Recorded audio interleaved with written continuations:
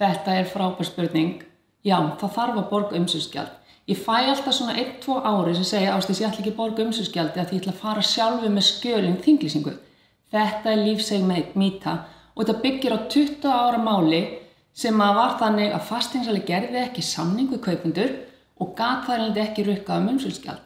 Það sama myndi gerast ef fasteignasali gerir ekki sölusamning við seljanda, þá getur hann ekki rukkað sölulaun. Hins vegar hefur mikið vatn runnið til sjávar.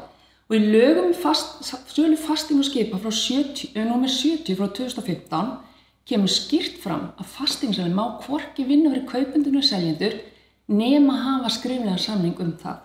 Hann þarf að framkvæma áreiðanleikakönnun til þess að tryggja að við séum ekki með peningaþætti eða fólk sé að ráðstafa peningum í hryðjuverk og við þurfum að passa að lánin til dæmis komist inn á eignina. Það þýðir að við getum verið með keðju með 5-7 fasteignum. Þetta eru 5-7 fasteignasalar sem þurfa að passa að fyrsta eignin láni ráðstafist inn á síðustu eignina. Þannig að þetta sé í raun og veru keðjur og við getum verið með 10-15 lánastofnanir að púsla þessu. Og ég get lofað ykkur því að engin banki mun afhenda kaupanda lánaskjölin og vona að hann komi áfallalaust inn á eignina. Þannig að já, það þarf að borga umsýslugjald.